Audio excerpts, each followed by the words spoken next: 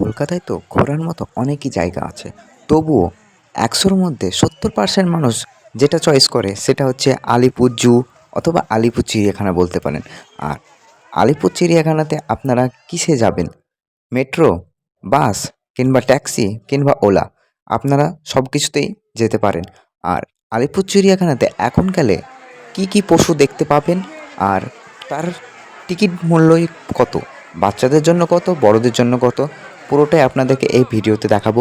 ভিডিওটা পুরো আপনারা আমাদের সাথে থাকবেন। আর ভিডিওতে যদি নতুন হয়ে থাকুন তাহলে অবশ্যই লাইক, কমেন্ট, শেয়ার করবেন আর সাবস্ক্রাইবটা করে পাশের বেল আইকনটা বাজিয়ে দিবেন। चलो भाई देखो अब मैं क्या करता हूँ। অনেকদিন ভিডিও ছাড়িয়ে রেখেছি, না গ্রুপ দীঘা দিয়ে শেষ করেছি আর কলকাতা চিড়িয়াখানা দেখছি। अच्छा हमको सिखा रिया है। কথায় আছে না, কাকের বাসায় বকের ডিম, সেই জন্য এই নেট দিয়ে ঘেরা আছে, তার ভিতরে কিছু কাকও ছাড়া আছে, কারণ বক বাসা বাঁধতে পারে না সেই জন্য। আর গেট দিয়ে ঢুকে ডান দিকে কিছু প্রিন্ট করা আছে, সেই প্রিন্ট দিয়ে অনেকজন প্রত্যেকবারের মতো এবারও মুর্শিদাবাদ জেলার ইসলামপুর শহর থেকে আমি যাচ্ছি। আর এটা কোনো ডেলি প্যাসেঞ্জার বাস না, এটা হচ্ছে রিজার্ভ বাস। ইসলামপুর থেকে ছেড়েছিল, আমি তাদের সাথে টিকিট নিয়েছি আর আমার টিকিট পড়েছে মাত্র 1000 টাকা। এটা কলকাতায় হোল্ড করবে, যে তারপরে চলে যাবে দীঘা। আর দীঘা 1 রাত 2 দিন কাটাবো। আর যদি ভিডিওটা নতুন হয়ে থাকুন তাহলে অবশ্যই লাইক, কমেন্ট, শেয়ার করবেন আর সাবস্ক্রাইবটা করে পাশের বেল আইকনটি বাজিয়ে দিবেন। চলুন ভিডিওতে যাওয়া যাক, সঙ্গে থাকুন, ভিডিওটি দেখতে থাকুন।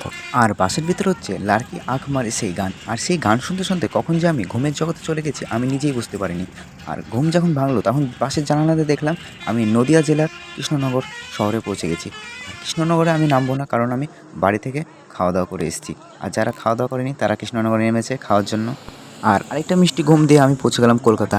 আর কলকাতায় আমি যেখানে আছি সেটা হচ্ছে ফোরাম অ্যাটমসফিয়ার, সেই হোটেলের সামনে। আর এই হোটেলে নাকি সেই নামি দামি বলিউডের তারকারাও এখানে ফ্ল্যাট নিয়েছে। আর এখন যে পরিস্থিতিতে পড়েছি সেটা হচ্ছে আমাদেরকে ট্রাফিক রুলস না মানার কারণে আর আমাদেরকে 500 টাকা আমাদের ড্রাইভারকে গুনতে হলো। আর এখন যাচ্ছি আমি সায়েন্স সিটি। আর চলুন সায়েন্স সিটিতে যেয়ে আপনাদের সাথে পুরো। আর এখন আছি আমরা সায়েন্স সিটির বাইরে। আর সায়েন্স সিটির বাইরেটা পুরো ফুটপাতে অনেক ধরনের খাবার দাবার বিক্রি হচ্ছে। আপনারা এখানে খাবার দাবার খেয়েও ঢুকতে পারেন ভিতরে, কারণ আপনারা খাবার বাইরে খাওয়াটাই ভালো হবে, কারণ খাবারের দাম অনেকটাই কম আছে আর ভিতরে তুলনামূলক অনেকটাই বেশি। আমি যেটা জানি, যেটা শুনেছি, ভিতরে খাবারের দাম অনেকটাই বেশি। আপনারা বাইরে থেকে খাবার খেয়ে নিতে পারেন। আর এখন দেখুন বাসের জানালা দিয়ে ফোরাম অ্যাটমসফিয়ার এই হোটেলটা খুবই সুন্দর দেখা যাচ্ছে। আর এটা হচ্ছে বাইপাসের ওপরে। আর এই রেস্টুরেন্টটা শুনেছি নাকি নামি দামি তারাও নাকি এটাতে ফ্ল্যাট নিয়েছে। এই হোটেলে যাওয়ার অনেক দিন থেকে আমার ইচ্ছা আছে, আর সেটা আজকে পূরণ হয়ে গেল। অনেক যেতে তো পারলাম না, কারণ সামনে থেকে আমি দেখতে পেলাম, এটাই অনেক বড় ব্যাপার। আর এখন আছি আমরা সায়েন্স সিটির পার্কিং এরিয়ায়। সেই সায়েন্স সিটির পার্কিং এরিয়াটা অনেক বড়। আর এটা হচ্ছে পুরো গাছপালা দিয়ে পুরো সাজানো গোছানো আর পরিষ্কার পরিচ্ছন্ন এই পার্কিংটা। আর এখানে খুবই সুন্দর লাগছে, কারণ প্রচুর গাছপালা আছে, ছাওয়া আছে। এখানে আপনারা নিমেষেই 1-2 ঘন্টা আপনারা কাটিয়ে দিতে পারেন। সায়েন্স সিটিতে গাড়ি পার্কিং করার পর কিছু দেখি ভাগ হয়ে গেল, সবাই নিজের পছন্দের মতো জায়গায় সবাই চলে গেল। আমরা আমাদের পছন্দের জায়গা প্রথমেই যাব চিড়িয়াখানায়। আর আমাদের বাসের টিকিট নিয়েছে মাত্র 15 টাকা। এখন যাচ্ছি আমরা চিড়িয়াখানায়। আর চিড়িয়াখানার বাইরে প্রচুর খাবারের দোকান আছে, সেখানে আমরা 35 টাকা দিয়ে সবজি ভাত নিয়ে নিলাম। এখানে আমরা সবজি ভাত খেয়ে তারপর চিড়িয়াখানায় ঢুকবো। আর এখন হচ্ছে এটা চিড়িয়াখানার টিকিট কাউন্টার, সেখানে 50 টাকার বিনিময়ে আমরা টিকিট কেটে নিয়েছি। আর কেউ যদি 2 বছর থেকে 5 বছরের মধ্যে হয় তাদের লাগবে 20 টাকা। আর এখানে দেখতে পাচ্ছেন, এখানে একটা ম্যাপ আছে, পুরো চিড়িয়াখানাটার ম্যাপ। সেই ম্যাপ দেখে নিয়ে আপনারা পুরোটা ঘুরে নিতে পারেন কোথায় কি আছে। আর এদিকে লেডিস কিংবা জেন্টস টয়লেট আছে। চলুন আপনাদেরকে পুরো চিড়িয়াখানাটা ঘোরাই। কিছুটা এগিয়ে এসে দেখতে পাবেন এই জায়গাটা। আর এই জায়গাটা পুরো নেট দিয়ে ঘেরা আছে, তার ভেতরে একটা ছোট্ট গাছ লাগানো আছে। আর এটাতে একটা ছোট পুকুর আছে, এই পুকুরটায় কিছু মাছও ছাড়া আছে, সেই মাছগুলোই এই বকগুলো খায়। আর ওখানে একটা বক দেখতে পাচ্ছেন, তার ডানা শার্ট করে সে রোদ পোয়াচ্ছে। আর এটা নেটটা অনেক বড়টা দিয়ে ঘেরা আছে, সেখানে তারা খুব নিশ্চিন্তেই তারা ভালোভাবে উড়ে বেরিয়ে থাকতে পারবে।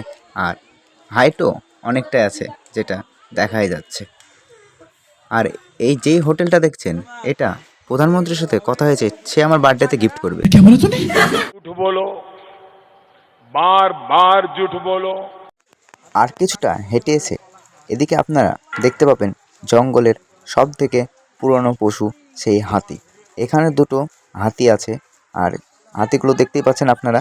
হাতিগুলোর বয়স আর হাতিগুলোর জন্য অনেকটাই এরিয়া দিয়েছে, কারণ হাতি একটু ঘুরতে ভালোবাসে। আর দুটো হাতি আছে, তাদের জন্য একটা ছোট্ট ঘরও আছে। দেখুন সেই ঘরে তারা চলে যাচ্ছে, কারণ কলকাতাতে এখন প্রায় 42-43 ডিগ্রি তাপমাত্রা।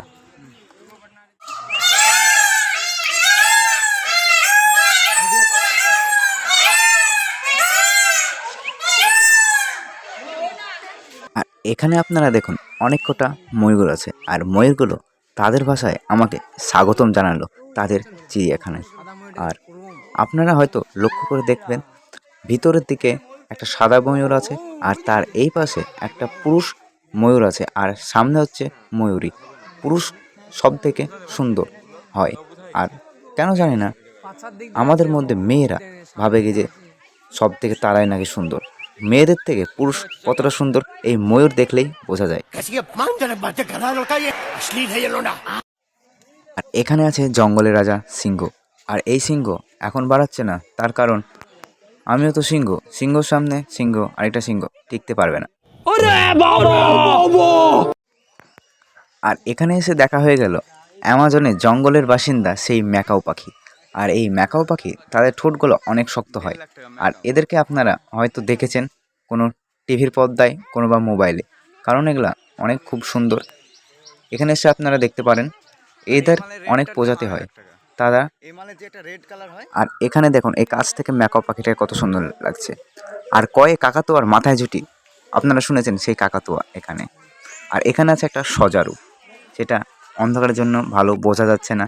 আর এই রাস্তা দিয়ে গেলেই আপনারা দেখতে পাবেন সেই রয়্যাল বেঙ্গল টাইগার, সেই বাঘ মামাকে। আর এই বাঘ মামাকে দেখার জন্য এখানে আসতে হবে। আর এই জায়গাটায় তার ভিতরে হয়তো বুঝতে পারলেন কি তা জানি না।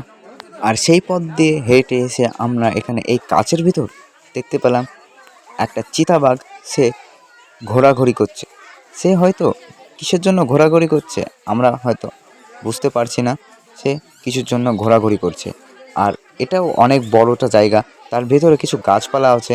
আর এই কাজটা দেখুন কত পাওয়ারফুল কাজ, কারণ দেখেই বোঝা যায় এই কাজটা তারা ভেদ করে এই পাশে আসতে পারবে না। আর এখানে দেখুন একটা চিতাবাঘ, সে ঘুমিয়ে আছে গাছের তলায়। আর এটা হচ্ছে আফ্রিকার বাসিন্দা। আর এখানে আমরা গন্ডার দেখতে এসে গন্ডার না দেখতে পাওয়ায় একটু মনটা দুঃখিত ছিল। তারপর দেখলাম কিছু মানুষ একটু দূরে ভিড় করে আছে, গন্ডার দেখার জন্য এসছে। আর গন্ডার জলে ডুবে বসে আছে, কারণ এখানে 42-43 ডিগ্রি তাপমাত্রা। গন্ডারেরও তো রোদ লাগে, গরম লাগে, সেই জন্য এখানে গন্ডার জলে ডুবে বসে আছে। আর গন্ডারের বৈশিষ্ট্য দেখুন, গন্ডার কতটা বুদ্ধিমান প্রাণী, সে একই জায়গায় বাথরুম করে। এখানে হচ্ছে তার বাথরুম, দেখে নিতে পারেন তারা একই জায়গায় বাথরুম করে, পুরোটা নোংরা করে। এখানে আপনারা দেখতে পাবেন একটা বড় প্যাঁচার সাথে কিছু প্যাঁচা ছবি তুলছে, কিছু মানুষ ছবি তুলছে। कौन है ये लोग? कहां से आते हैं ये? আমরা এখন ঢুকবো সরীসৃপ ভবনে। আর এখানে নানান দেশের নানান ধরনের দুষ্প্রাপ্য সাপ এখানে দেখা যায়। আর চলুন আমরা কি কি দেখি আপনাদেরকে পুরোটাই দেখাচ্ছি। আর এখানকার বেশিরভাগ সাপই ছিল আমাদের চোখের আড়ালে। আর যে কটা আমরা দেখতে পেয়েছি সেগুলো আপনাদেরকে দেখিয়ে দিচ্ছি। এখানে আছে কিছু পাইথন আছে, আর অনেক কটাই সাপ আছে এখানে, কিছু বাচ্চা আছে তাদের। আর সেগুলো দেখুন কি সুন্দরভাবে তাদের ঘর যেটা বলে সেটা করে দিয়েছে, একটা ছোট জলাশয়ের মতো করে দিয়েছে, চারিদিক দিয়ে পাথর টাথর দিয়ে, একটা খুব সুন্দর লাগছে।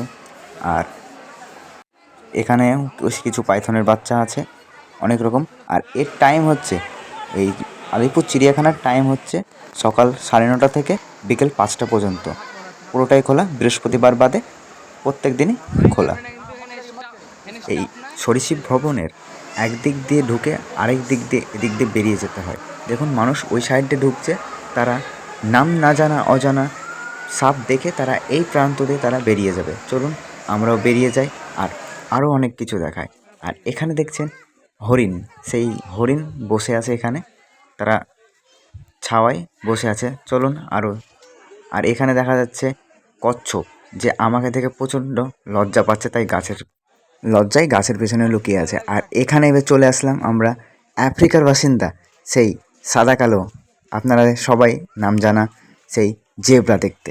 আর জেব্রা দেখার পর এবার চলে যাচ্ছে, দেখুন আমাকে কেমন লাগছে, এই লুকটা নিয়েছি আজ। আর তারপর চলে আসলাম এই ঈগল পাখিকে দেখতে। আর এই ঈগল পাখি প্রায় 60 বছরের বুড়ো লাগছে দেখে তাকে। তারপরে সব থেকে বুদ্ধিমান প্রাণী সেই গরিলা, সেই গরিলার কাণ্ড দেখতে চলে আসলাম আমরা।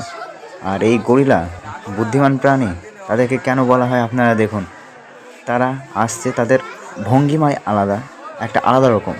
সে উপরে উঠে পড়ছে, উপরে উঠে এখানে সে বসে গেল, মানুষকে একটা আলাদা ধরনের এন্টারটেনমেন্ট করছে, সে আলাদা ধরনের মজা দিচ্ছে মানুষ।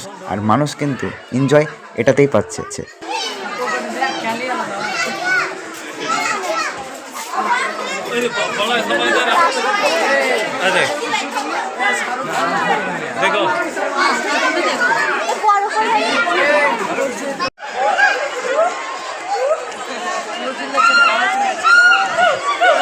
আর আমরা যেদিন গেছি সেদিন হচ্ছে শনিবার, আর সেই জন্য প্রচণ্ড পরিমাণে ভিড়। শনি রবি প্রচণ্ড পরিমাণে ভিড়, কারণ অফিস আদালত সবই বন্ধ থাকে, সেই জন্য শনিবার রবিবার বেশি ভিড় হয়। আপনারা একটু অন্য দিন আসার চেষ্টা করতে পারেন, তাহলে একটু ফাঁকা ঘুরতে পারবেন। আর এই ভিডিওটা এখানে শেষ। আর এর পরের পার্টে সায়েন্স সিটি, কলকাতা সায়েন্স সিটির ভিডিও নিয়ে আসছি। আর এই ভিডিও যদি ভালো লাগে থাকে লাইক কমেন্ট শেয়ার অবশ্যই করবেন, আর সাবস্ক্রাইবটা করে পাশের বেল আইকনটি বাজিয়ে দেবেন। Tata, goodbye. खत्म। Bye bye, tata, goodbye, गया।